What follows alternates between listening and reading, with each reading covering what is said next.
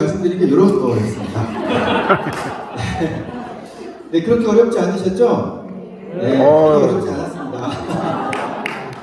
네, 그 세상 사람들 이 곡을 듣고요. 또 술집에서도 가끔 이 찬양이 나온다고 합니다. 네, 이게 찬양인지도 모르고 술집에서 그렇게 한 잔씩 하시고 네, 그런다고 합니다. 저는 원래 안티 기독교인이었어요. 안티 기독교인은 보통 예수님을 싫어하는 게 아니고요. 예수 믿는 사람을 싫어해요. 안티 예수 그러면 예수님을 싫어하는 거지만 안티 기독교인 그러면 기독교인들이 싫어요. 왜 기독교인들을 싫어했을까요?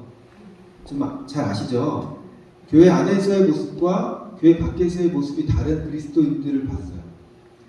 네, 교회 안에서의 모습은 교회 밖에서의 모습하고 같아야죠. 그런데 교회 밖에서의 모습과 다르니까 그걸 본 제가, 믿지 않았던 제가, 아, 교회는 다 가짜구나. 예수님은 없구나.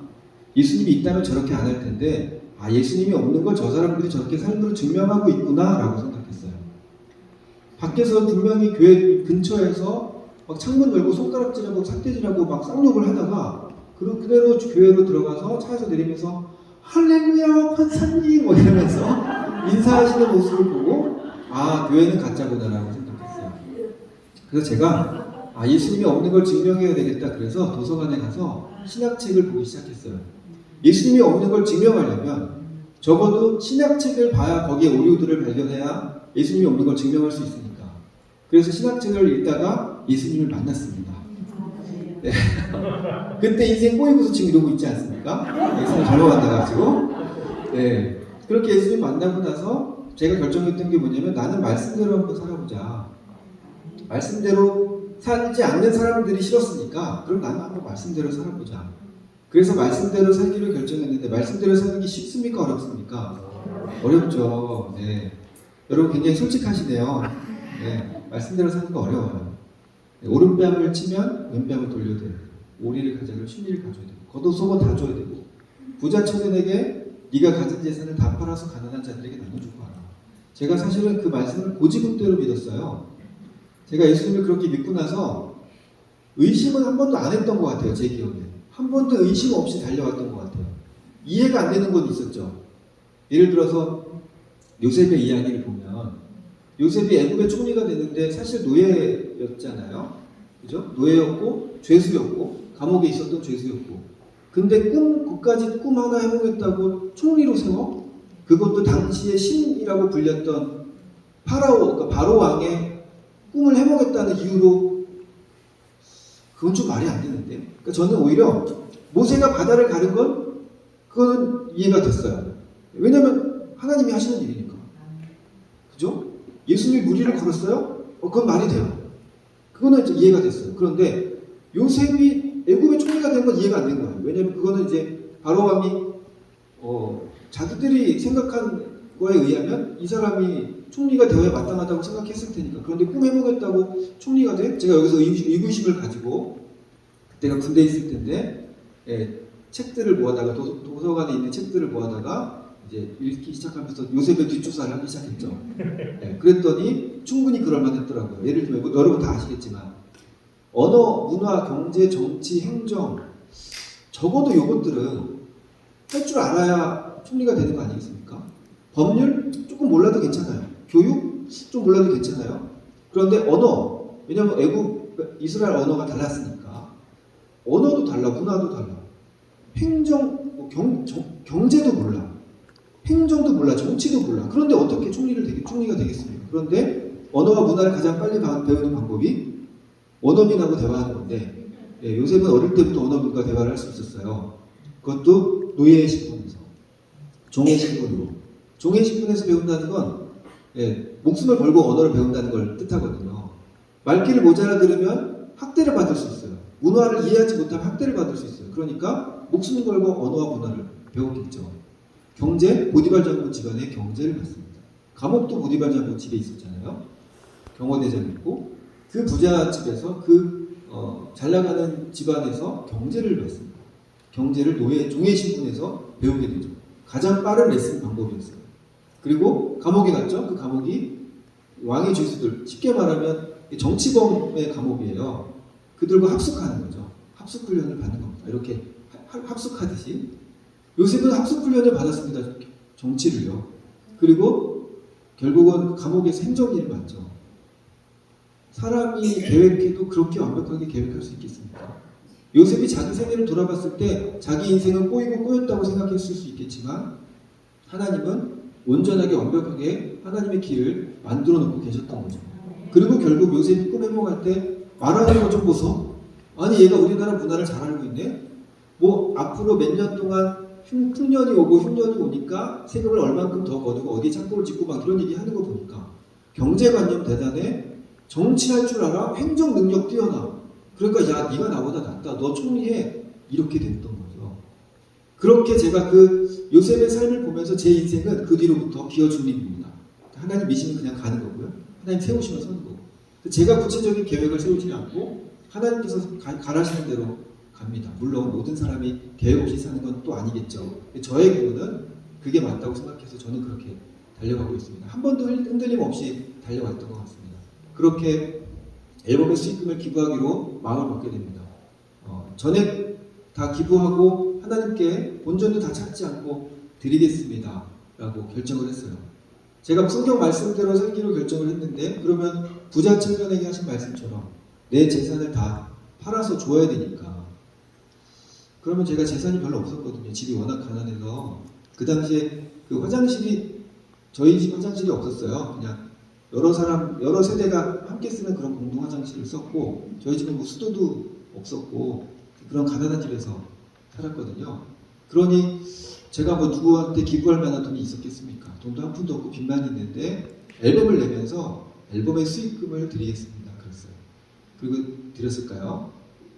그 얘기는 한 곡도 듣고 드렸습니다. 원래 중요한 거는 광고 보고 나서 다시 하는 네, 어메이징 그레이스를 찬양을 하려고 먼저 했는데 이 계절에 맞는 곡을 좀 준비했어요. 지금 봄이잖아요. 네, 봄인데 봄에 맞는 곡을 준비했습니다.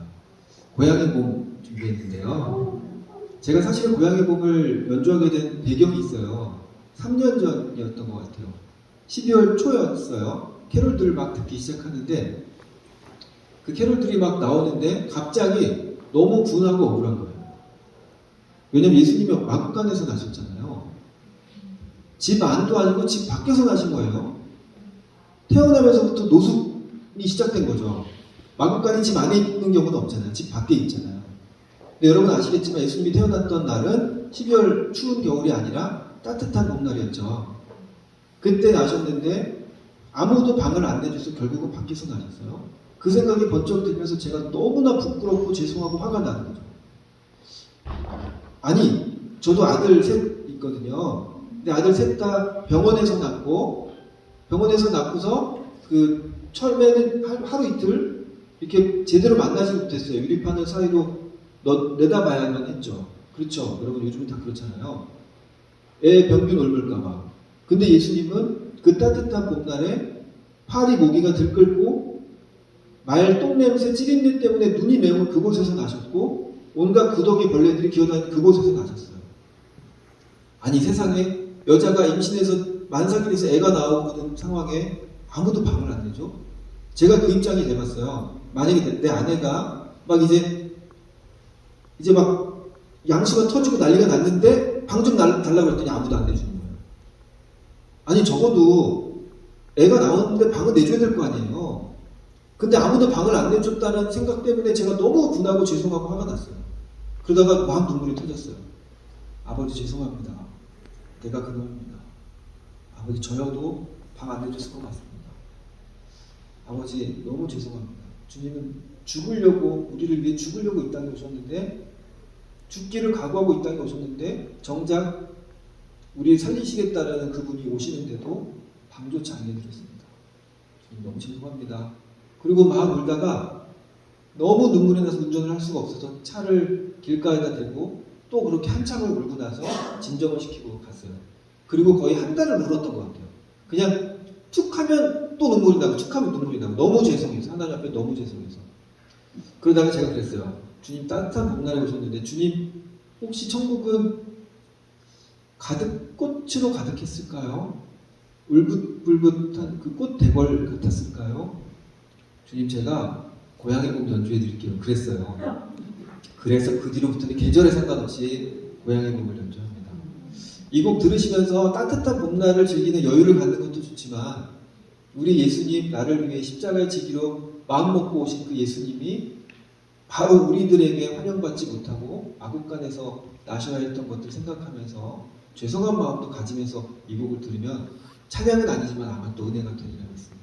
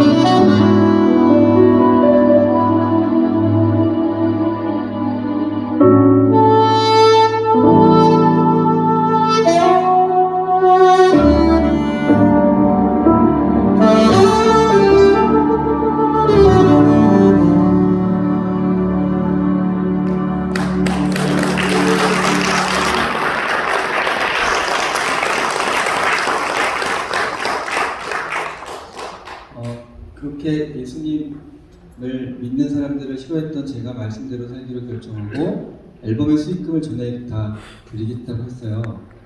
앨범이 별로 안 팔릴 줄 알았어요. 앨범이 많이 팔릴 줄 알았으면 수익금의 일부를 드리겠다고 했을 텐데, 앨범이 많이 팔릴 줄 않고 그렇게 했는데 앨범이 이제 대박이 난 거죠. 그래서 앨범의 첫 수익금을 아프리카 우물 파는 데 썼어요. 그 당시 돈으로 10,000불, 지금으로 1,100만 원 정도.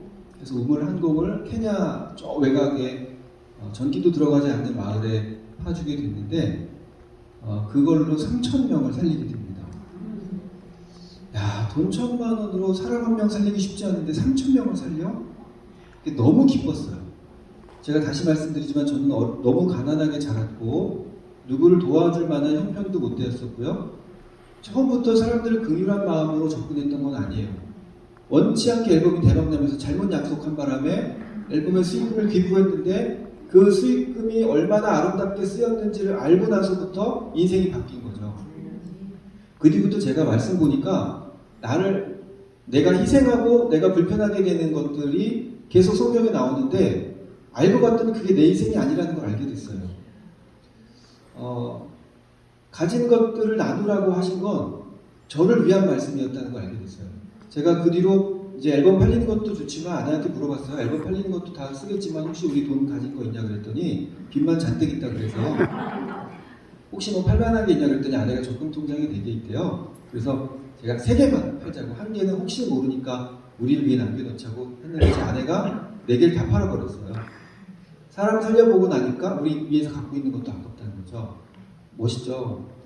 그래서 네, 저는 이제 하나님 다음으로 늘 경배와 찬송을 제 아내한테 드립니다. 네, 찬양받기 합당하다고 제가 이제 아내한테 얘기하는데 네, 그래서 제 아내가 그 얘기를 한 바람에 저도 이제 그렇게 그럼 우리한테 문제 생기면 하나님께서 돕지 않겠냐, 하나님께서 안 도우시는 것 같으면 사람 통해서 또 하시지 않겠냐, 안 도우면 말고 그러다 가자, 그렇게 이제 얘기를 하고 결혼식 때 꼈던 반지부터 집안에 있는 모든 폐물들을 다 팔고 이제 보험도 해약하고 돕다 보니까 또 도와야 될 것들이 너무 많이 보이는 거예요.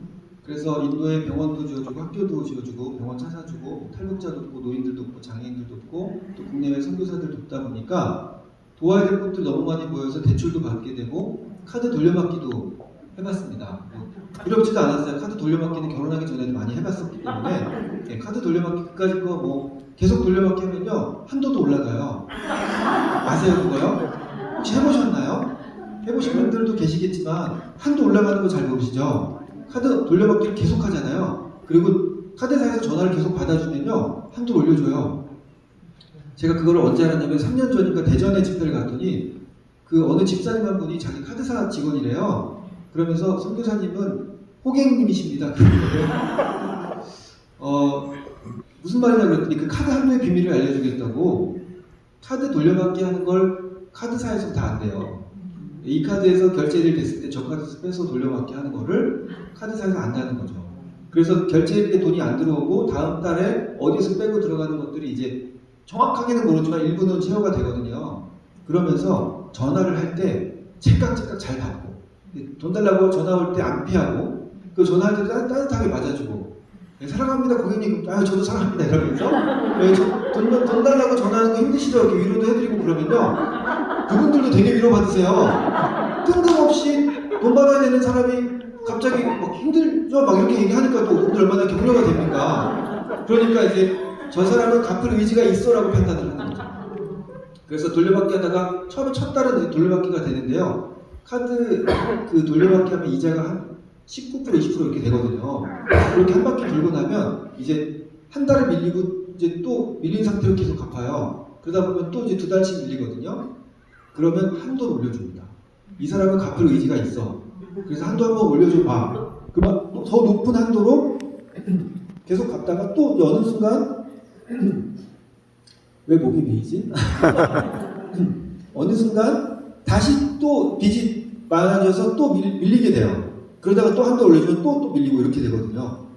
그렇게 해서 한도 올려주면요 그 어느 고객보다 이자를 가장 많이 내는 고객님 중에 왕 고객님이 되시는 거예요. 그래서 저한테 호객님이시라고. 호객님이 고객과 호구를 합친 그 단어거든요. 그래서 저는 정말 최고의 호객님이셨다고 이렇게 얘기를 하시더라고요. 그런 걸 경험해보고 나니까 돌려받기 뭐 겁나지도 않았고 당장 사람 죽어나가는데 그 사람들 살려야 되지 않겠습니까? 나야 뭐 좀 카드 좀 밀리면 어떻습니까? 네, 지금 다시 말씀드리지만 저 지금은 이제 다 빚 갚았고요. 남들 돕느라 생긴 빚은 다 갚았고 저희를 위한 빚만 지금 남았어요. 저희 가정을 위한 빚만. 그래서 어떤 분이 빚 갚으셔야 되지 않냐고 걱정하시는 분이 계신데 요즘에 빚 없는 사람이 어디 있습니까? 저희를 위한 인간이 있으니까 걱정 안 하셔도 됩니다. 그래서 신용등급도 다 회복했고 남들 돕는 일은 여전히 또 하고 있고 제 돈으로만 돕는 거 이제 좀 안 되겠어서 이제 남들 돈 모아가지고 이제 선교하고 후원하고 하는 일들도 하고 있습니다. 그리고 나서 제가 깨달은 게 있어요.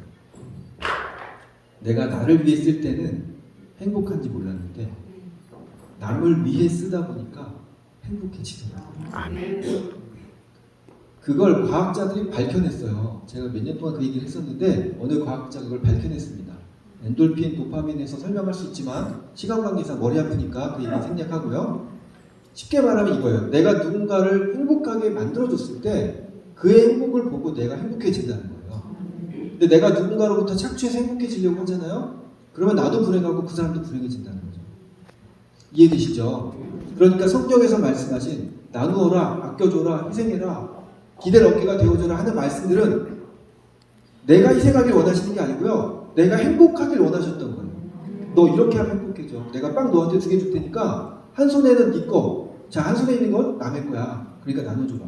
내가 처음부터 1개씩 줄 수 있는데 내가 좋은 생각이 났어. 내가 너한테 2개 주면 너는 나눌 수 있잖아. 그럼 너도 뿌듯하겠지. 너한테 받는 사람은 너한테 고마워하겠지. 그럼 너희 둘은 모르고 남이었다가 관계가 생겨. 그리고 사랑이 생겨. 고마워하게 되고 뿌듯해지고 그러면 더 아름다운 세상이 되지 않겠니? 그러니까 내가 빵을 1개씩 다 줄 수 있지만 내가 너한테 2개 줄게 라고 하시고서 우리한테 나누라고 하시는 거예요. 역사적으로 보면 그 대부분 예수 믿는 나라들, 예수님을 믿기 시작하고 크리스천들의 퍼센테이지가 올라가면 경제적으로 부흥해요.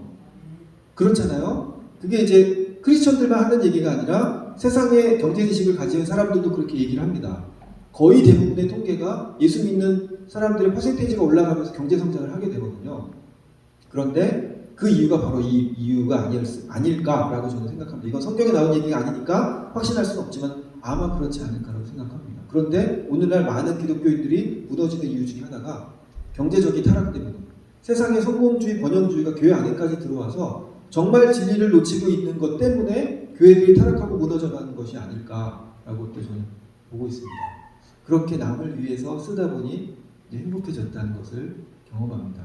여러분, 돈, 권력, 명예가 우리 행복하게 못 만듭니다. 뭐 여러분들도 다 쉽게 말해서 그냥 흔히 말하는 잘 나가는 사람, 돈 많이 버는 사람 다 만나보셨겠지만 저도 이제 사역을 하다 보니까 외국에서 공연하다 보면 그 지역에서 흔히 말하는 지역 유지 또는 한국에서 뭐 미국 200대 재벌 뭐 이런 사람들 있잖아요. 그런 분들이 식사 대접을 하시고 초청을 하시고 그래요. 그러면서 각 나라의 뭐 대기업 재벌들, 뭐 총수들, 뭐 장관들 이렇게 만나게 되거든요. 돈 잘 번다는 사람들, 명예에 올라갔다는 사람들 보면요, 대부분 다 불행해요. 제가 하나같이 느끼는데 심지어 어느 그 재벌이셨는데 저한테 상담하고 싶다고 그때 제가 30 초반이었을 때예요. 근데 그 어르신이 저한테 상담하고 싶다고 그래서 아니 어르신께서 무슨 저한테 상담을 하십니까? 그랬더니 행복해 보이셔서요. 그래요. 아니 행복하지 않으세요? 그랬더니 자기처럼 불행한 사람도 없다고 자기가 딸한테 잘못한 게 없는데 딸이 자기를 싫어한다는 거죠. 돈이 많다는 이유로. 돈이 워낙 많으니까 경호원을 2명을 붙여줬어요. 왜냐하면 딸이 잘못될 수 있잖아요. 납치될 수도 있고 남자들이 노릴 수 있거든요. 그러니까 경호원을 2명을 붙여줬는데 딸은 왜 나는 부잣집에 태어나서 자유도 없이 왜 나는 이렇게 살아야 되냐고 아빠가 제일 싫다는 거죠. 그런 삶을 살아요. 그분도요 경호원 없으면 못 따라다녀요. 제가 그분 집에 갔는데 저택인데요. 집 안에 호수가 있더라고요. 인공으로 판 호수예요. 요트 사고 싶어서. 거기가 미국 내륙에 있었거든요. 바다까지는 뭐 한 10시간 그렇게 차를 타고 가야 되는 곳인데 호수를 파서요. 요트를 사다 놨어요. 그게 무슨 소용입니까? 망망대해를 누벼야 될 호수가 그냥 집에 뒤에 집 호수에 있어요. 람보르기니 같은 명차들은 자기한테 자랑이 아닌 거예요. 그러니까 요트는 보통 뭐 100억 넘어가잖아요. 그러니까 이거 자랑하려고 사놓은 거예요. 그게 무슨 짓입니까? 그래도 그분 불행하다는 거예요. 감시 카메라가요 수십 개 있어요. 수십 개. 집 정문에서부터 현관까지 차 타고 한참을 달려요. 다 자기 집인 거예요. 그렇게 살면 뭐합니까? 불행한데. 제가 바로 그 전에 미국 출국하기 전에 택배 박스 때문에 저희 집이 그 당시 5층 아파트 엘리베이터 없는 5층 아파트였거든요. 그래서 참 그 집의 문을 이렇게 도어 스토퍼 있죠, 이렇게 문 이렇게 바닥에 딱 고정되는 거. 그거 해놓고 박스를 넣어놓고요. 그대로 밖을 나간 거예요. 나가 보니까 아, 문 활짝 열어놓고 나갔네. 그게 딱 생각이 난 거죠. 근데 걱정이 안 됐어요. 저희 집 TV 30인치 브라운관 TV였거든요. 도둑이 와도 둘이 들고 가야 되고요. 가져가 주시면 땡큐고 이거 돈 내고 버려야 되거든요. 근데 가져가 주시면 감사하고 왔더니 아무것도 안 가져가고 있더라고요. 걱정도 안 했고요. 가져갈 것도 없고 얼마나 행복합니까? 돈 없는 저는 행복하고 돈 많은 그는 불행하고 그 돈 많은 사람이 모두가 부러워하는 그 사람이 저한테 상담하겠다고 어린 저한테 상담하겠다고 하고 여러분 돈 권력 명예가 우리 행복하게 못 만든 거예요. 우리나라에서 돈 가장 많으셨던 분 얼마 전에 돌아가셨잖아요. 그분 가진 재산이 얼마였죠? 뭐 주식만 해도 뭐 얼마였죠? 한 20조 됐던 것 같아요. 네, 놀라지도 않으시죠? 20조가 뭐 11조는 뭔지 아는데 20조 뭔지 모르시죠? 제가 알기 쉽게 설명해 드릴게요. 여러분 연봉이 2억이면 괜찮죠? 뭐 2억까지 안 가도 되지만 계산하기 쉽자고 이제 2억이라고 말씀드린 거예요. 연봉 2억인 사람이 돈 안 쓰고 1000년 동안 모아봤자 2천억이에요. 10,000년 모으고 10만 년 모아야 그 돈이 20조입니다. 정상적인 방법으로 다 묻습니다. 근데 그분이 돈 때문에 행복했습니까?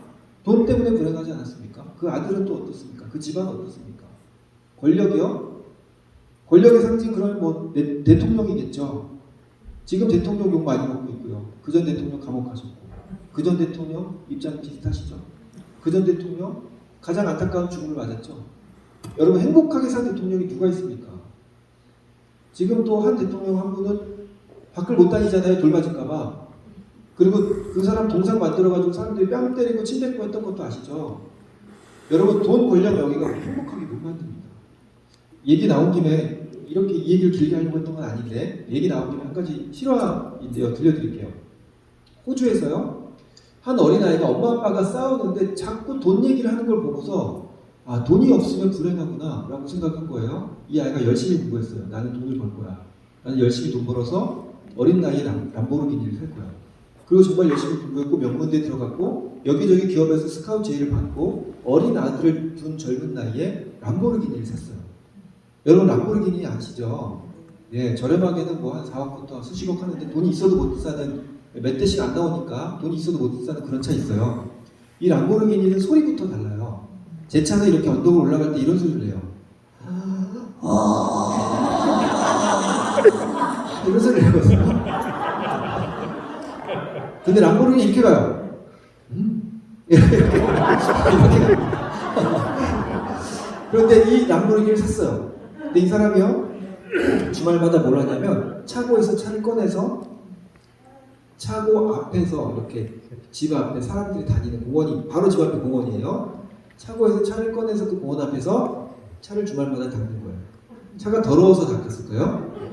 더러우면 차고 안에서 닦으면 돼요. 그런데 자랑하려고 그런 거예요. 자랑하려고. 차를 닦으면서 이렇게 멋있지? 사진 찍으면 괜찮아? 만지지는 말고 이러면서 이제 차를 닦는 거죠.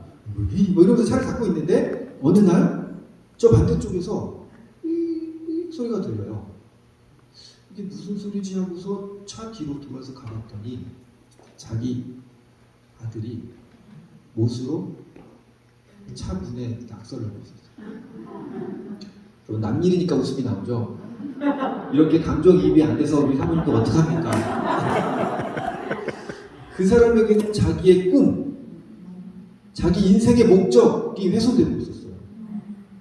여러분들 이제 대부분 이제 어머니시잖아요. 그러니까 저도 이제 아이의 아빠니까 아무리 부모지만 자식을 집어던지고 싶을 때가 있잖아요. 그렇죠? 없었나요? 저는 있었거든요. 네, 그렇잖아요. 그렇죠? 근데 완전히 뚜껑이 열려요. 내 꿈과 내 인생의 목적이 훼손되고 있었으니까 아이를 그대로 잡아다 들고 차고로 가서 아이 손을 바닥에 놓고 해머로 사정없이 내리찍었어요. 그리고 정신 차려보니까 이제 손목은 형체가 없어졌고 아이는 이제 실신에 있어요. 피가 다 튀어있고 이 아이를 끌어안고 응급실로 갔어요. 손목은 이제 살릴 수 없으니까 손목을 절단했고 회복실에 있는 아이를 만나려고 병실문을 열었는데 아이가 마치 강도를 만난 것처럼 살려달라고 소리쳤어요. 이 사람이 정처 없이 집으로 걸어 들어왔어요. 그리고 차에 써있는 낙서를 물끄러미 보고 나서 권총으로 자살하고 죽었습니다. 그 차의 낙서가 신문에 실렸는데 이렇게 써 있었어요. I love D.A. 쓰다 나왔어요. 나는 아빠를 사랑해요라고 쓰고 있었어요. 여러분, 돈이 인생의 목적이면요, 우리 인생 그냥 불행으로 치달을 수 있습니다. 스펙이요. 조승희 사건 혹시 기억하세요? 13년 전으로 기억하는데 한국인 출신의 그 미국에서 그 대학교의 아이들 60여 명 친구들 쏴 죽이고 자기들 자살하고 죽었던 이 친구 뒷조사를 제가 해봤어요. 왜 그런 짓을 했나? 그랬더니 어릴 때 가난해서 집 이사를 미국으로 갔고요. 아메리칸 드림을 가지고 이사를 갔고 부모님은 24시간 로테이션으로 일하는 그런 그 세탁소에서 일을 했고요. 아이와 함께 할 수 있는 시간이 적었겠죠.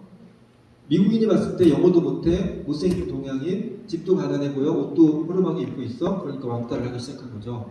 이 아이가 내가 열심히 공부해서 내가 스펙 쌓아서 명문대 가서 내가 니들 다 밟아줄게. 그리고 열심히 공부해서 명문대 갔어요. 그런데 자기 인생에 바뀐 게 없었던 거죠. 그래서 친구들을 그렇게 쏴 죽이고 자기도 자살하고 죽습니다. 여러분, 스펙도요, 우리 인생의 목적도 될 수 없습니다. 목적이 성취될 때 우리는 행복하거든요. 그렇죠? 공부의 목적이 재미인가요? 공부가 나는 너무 재밌어서 공부했어요 하시는 분 계신가요? 네, 잘 돌봐주셔야 돼요. 계시면 잘 돌봐주세요. 나는 방학이 너무 좋았어요. 왜냐면 아침부터 밤까지 공부만 할 수 있으니까. 이런 친구 없잖아요. 그렇죠? 노동의 목적이 재미인가요? 나는 설거지하고 밥하고 그런 게 너무 행복해요. 이런 사람 없잖아요. 그렇죠? 네. 나는 삽질하는 게 너무 행복해요. 그래서 나는 아침부터 밤까지 삽질만 해요. 이런 분 없잖아요. 네, 한 달 동안 열심히 일했는데 사장님이 돈 좀 먹고 도망갔어요. 할렐루야. 이런 분 없잖아요.